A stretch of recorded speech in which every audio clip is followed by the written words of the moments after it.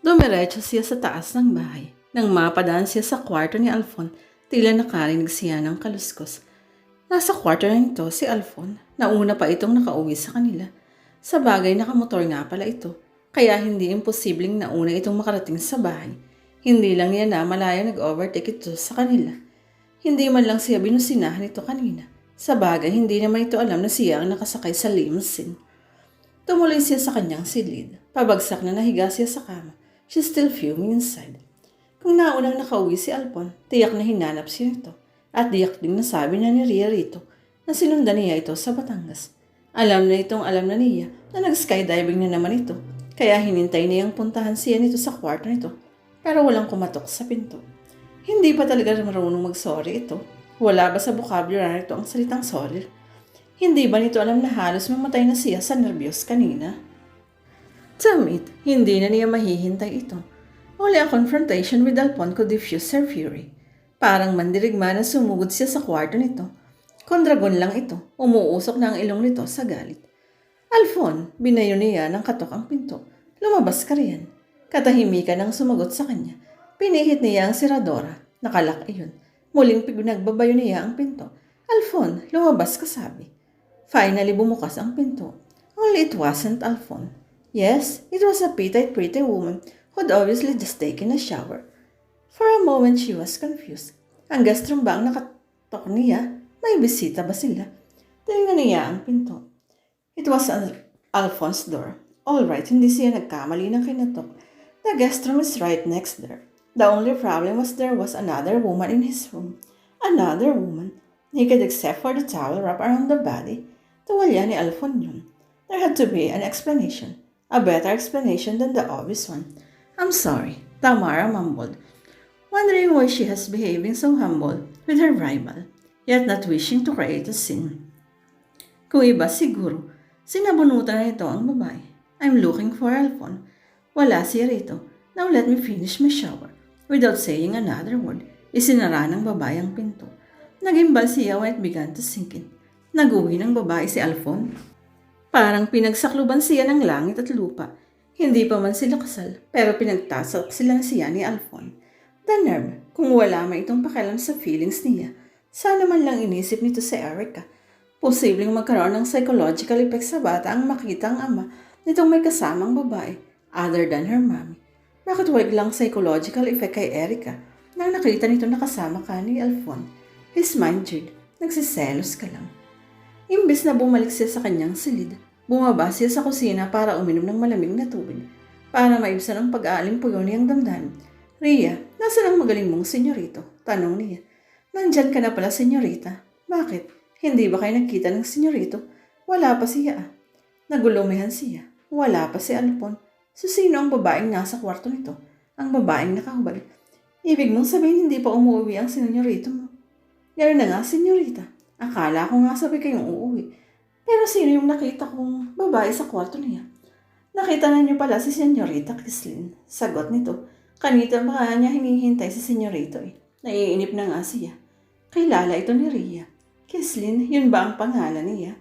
Kung kilala ito ni Ria, ibig sabihin, madalas pumunta roon ang Kislin na yun.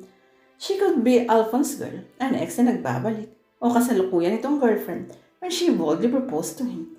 Kaya maliwanag na ang lahat sa kanya. Napilitan lang si Alfon na tanggapin ang proposal niya. Maybe out of pity. Isang charity lang ang tingin nito sa kanya. Absent-mindedly, she tiptoed upstairs. Iningatan na yung makaenkwentro ulit ang babaeng nakahubad. She immediately packed her things. Sinadya niyang iwanan ng mga bagay na binili ni Alfon sa kanya, pati ang engagement ring. Paano ito nagawang bilansin ito ng isang singsing kung may girlfriend pala ito? An engagement should be lead to a wedding. And they were getting married gaya ng plan din ito. Paano siya magpapaksal dito ngayong knowing na may masasaktan siya? Ayaw naman niyang umapak sa iba. She didn't want to be happy at other expense. She wondered why she wasn't crying. Tomorrow she promised herself. She could allow herself the luxury tears tomorrow. Kasi kung iiyak siya ngayon, she was afraid she might never stop and might not be able to live. Kailangang makaalis siya sa bahay na yun bago dumating si Alfon. Tamara shuddered. She suddenly felt so cold, so terribly cold kahit tanghaling tapat, and alone and empty. Binuhat niya ang kanyang maleta. Without a sound, she exited Alfon's Life. Hindi bumalik si Tamara sa bahay niya sa Maynila. Bagkus ay kay Tita Lucinda niya sa Bulacan siya tumuloy. Alam kasi niyang masusundan siya ni Alfon sa bahay niya. Ayaw pa niyang makaharap ito. At least not yet. Hindi siya umiyak nang alinisa niyang bahay ni Alfon. Pero nang nakaharap na niya ang Tita Luz Biminda niya, the floodgates were released and the torrent of tears burst forth. Her aunt provided the crying shoulder she badly needed. Pilit siyang inuunawa ito sa pasya niyang huwag munang harapin si Alfon. Of course, pwedeng dumito ka muna, she said conciliingly. Total, nag-iisa lang naman ako rito sa bahay. At least may makakasama ako rito. Salamat, tita. Pinalis ng kanyang mga kamay ang kanyang mga luha. Hindi ko lang alam kung paano ko sasabihin sa mga kapatid ko. Siguro naman hindi sila palalayasin ni Alfon sa kondo. She could only agree to that. Nakita kasi niya kung paano itrato ni Alfon ang mga kapatid niya. They were like the brothers he didn't have. For now, kailangan niyang maghanap ng trabaho. Ayaw na niyang balikan ang trabaho niya sa Belgium. Hayaan mo, magtatanong-tanong ako kung anong pwede mong pasukan dito. Her aunt said reassuringly. A hand brushed the hair away from Tamara's cheek, tucking behind her ears, then running to rest gently along her cheek. Kissing, a male voice coughed softly. Her lashes fluttered but didn't open. Ginagap niya ang palad nito. Contentedly, she rubbed her cheek against the masculine hand. Have I told you I love you? She whispered with a blissful smile. Hindi pa, was the mocking reply. I love you, Alfon Montemayor. Her voice vibrated huskily with the depth of her emotion. The head was instantly withdrawn. Gising ate, nananaginip ka. With a start, her eyes flashed open. Bewilderedly, Tamara realized that she wasn't sleeping in Alfon's arms. She was in bed, with a pillow instead of his shoulder beneath her head. Wala siya sa kwarto niya sa Cavite. At lalong wala rin siya sa kwarto ni Alfon.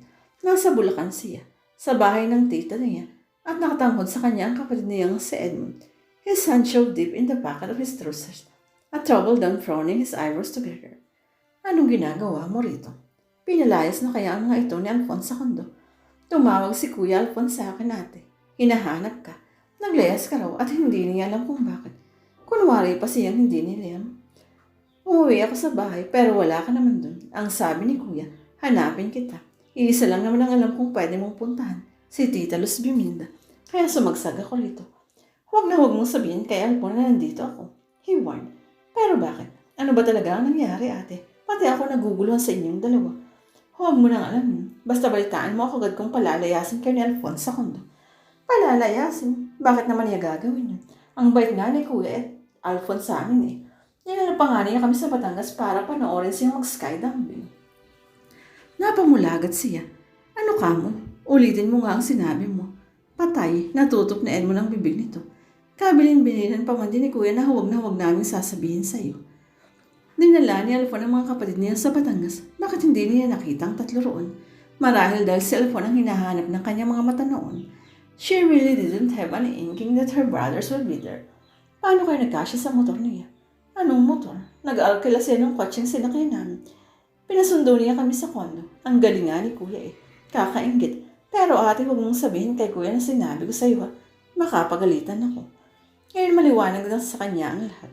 Nag-skydiving lang si Alfon para sa mga kapatid niya. That's settled din. Kaya niyang mapatawad sa pagtanong sa aeroplano. Kahit pakamuntik na siyang atakin sa nervyos kanina. Still hindi pa rin tapos ang issue tungkol sa babaeng nakahubad sa silit nito. Ano pa ang pwedeng ipaliwanag tungkol doon? Maliwanag pa sa sikat ng araw that Alfon is just fooling around. Sige, bumalik ka na sa kondo. Huwag mo akong alalahanin dito. Okay lang ako. Basta huwag mong sabihin kay Alfon na nandito ako ha. Ulit niya. Sige ate. Hayaan mo maghahanap ako ng trabaho para mabayaran ko si Alfon sa mga ginagastos niya sa inyong tatlo. Maswerteng na ipasok siya ng tita niya bilang staff ng congressman sa lugar nila. Although mostly in coding ang trabaho niya at hindi computer programming. Okay naman ang sahod. Kaysa naman magmukmuk siya sa bahay at iyakan ang paghihiwalay nila ni Alfon. Iniwasan na niyang panoorin ang Dahil show. She almost made it to the show. Kamutnik na siyang may mabitbit na Millionaire sa show.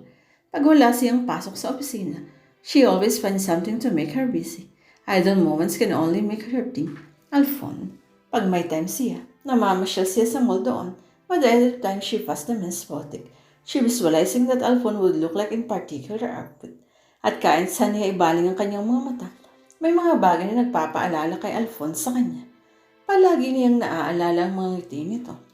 It flashed in front of her inner eye at the strangest moment, causing her cheeks to flame with inexplicable heat. Pinipilit niyang maging masaya, lalo na kapag kaharap niya ang tita niya. But she wasn't kidding herself of her own. Si Alfon pa rin ang laman ng puso niya. She had hoped and prayed that time would lessen the vividness of her memories, but it hadn't.